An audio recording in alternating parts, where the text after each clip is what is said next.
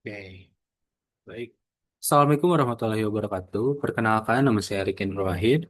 Di sini saya akan mempresentasikan tugas untuk mata kuliah non-destructive testing uh, yang berjudul deteksi ketebalan dan retak permukaan pada aluminium menggunakan eddy current testing dengan variasi frekuensi untuk meningkatkan sensitivitas cacat kecil.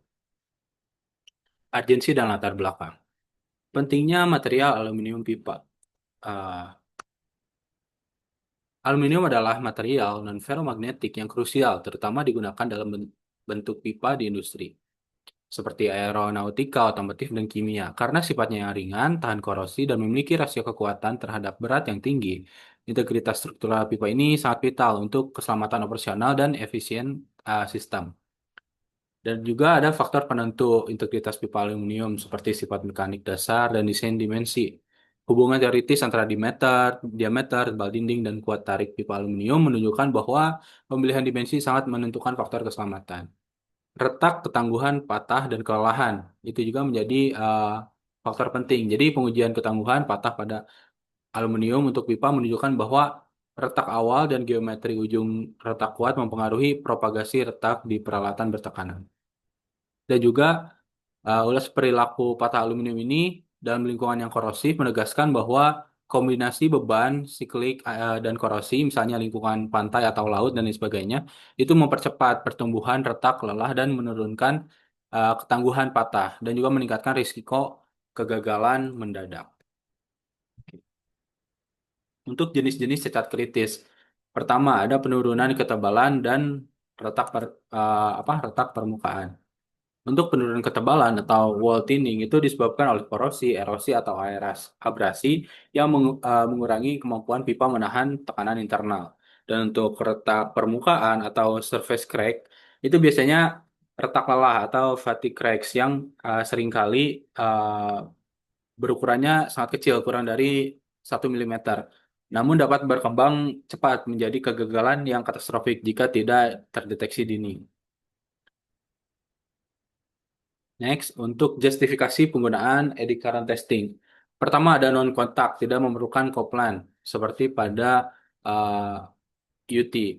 Dan juga kecepatannya tinggi, cocok untuk inspeksi pipa yang panjang, inline inspection. Dan ideal untuk aluminium, bekerja paling efektif pada material konduktif dan non-ferromagnetik. Untuk urgensi penelitiannya, inspeksi pipa memerlukan metode yang dapat membedakan dan mengoptimalkan sensitivitas untuk kedua jenis cacat, yaitu penipisan dan retak kecil secara efektif. Penelitian ini bertujuan untuk menguji kebutuhan tersebut dengan memanipulasi variabel frekuensi. Untuk tujuan identifikasinya, yang pertama ada mengidentifikasi penurunan ketebalan pada pipa non-ferromagnetik, mendeteksi retak permukaan, surface crack yang sangat kecil, membandingkan sensitivitas deteksi yang pada berbagai frekuensi eksitasi. Ya, dan selanjutnya menentukan frekuensi optimal yang memberikan sinyal terbaik untuk anomali tertentu.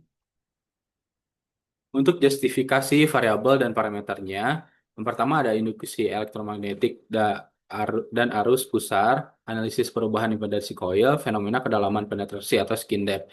Dengan rumus skin depth itu sendiri, dia bentar, itu satu dibagi akar di frekuensi uh, mu mu sigma, di mana F itu frekuensinya, mu ini dia uh, gitu. Mu itu pokoknya sigma itu dia konduktivitas elektriknya, berarti mu itu dia bentar.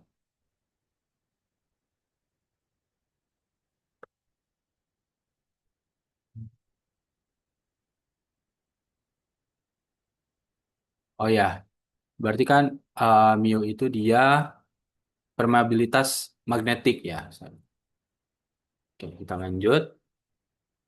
Nah, untuk maksud dari skin depth ini kenapa bisa sih dipakai prinsip dari skin depth ini? Karena kita memanfaatkan seperti yang tadi saya bilang, variasi dari frekuensi itu sendiri, di mana dari salah satu studi yang saya lakukan itu terdapat tiga variasi frekuensi yang diuji coba terhadap sebuah pipa, di mana setelah di sensornya sensor membaca ini apa menerima sinyalnya, sinyal yang diberikan oleh frekuensi yang berbeda itu frekuensi tertentu itu berbeda. Misalkan sinyalnya 30 kHz.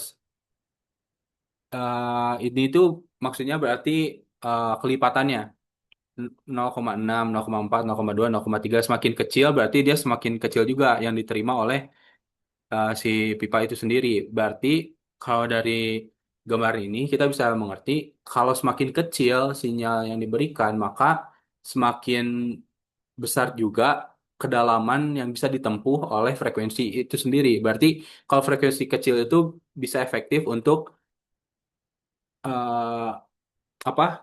Bisa sampai ke titik yang lebih dalam. Nah, kalau frekuensi yang besar itu semakin ke bawah, semakin kecil si frekuensinya karena dia sudah apa? Sudah diterima di lapisan permukaan. Jadi intinya dari gambar itu menunjukin kalau frekuensi kecil itu lebih efektif untuk permukaan yang lebih dalam dan kalau frekuensi yang besar itu untuk permukaan untuk lapisan permukaan.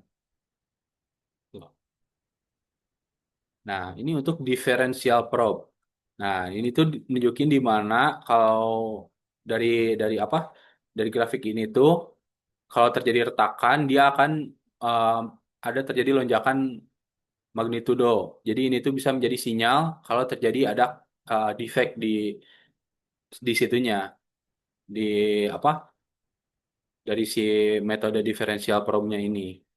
Nah, ini tuh menggunakan transmitter coil di mana dia nanti akan mengirimkan sinyal magnetik. Jadi kalau ada perubahan apa namanya? Kalau ada perubahan arus pusar di mana uh, jadi kan nanti dialirin tuh si excitation coilnya. Nanti bakal ada medan. Nah, medan ini tuh bakal apa sih sebetulnya melingkar gitu kan? Atau terjadi di current. Nah, kalau misalkan ada defect atau ada gangguan, nanti akan ada lonjakan magnitude gitu. Oke, next. Nah, ini untuk impedansi. Jadi yang dari saya baca itu ada real part of impedance, ada imaginary part of impedance. Dan ini tuh nunjukin kalau sama juga berdasarkan semakin dalam uh, apa permukaannya, depth increase, nanti sinyalnya itu bermagnitudonya itu semakin besar. Contohnya yang di sebelah kiri yang ini untuk flat surface dia itu sinyal magnitudonya masih tidak tidak berisolasi terlalu besar. Nah, ketika dia ada retakan, maka dia akan mulai berisolasi lebih besar, sinyal magnitudenya increase. Dan untuk crack yang lebih dalam, dia makin membesar lagi gitu. Jadi ini tuh bisa menjadi sinyal kalau ada crack gitu dalam si pipanya. Udah, terima kasih. Mohon maaf bila ada salah kata. Wabillahi taufiq wal hidayah. Wassalamualaikum warahmatullahi wabarakatuh.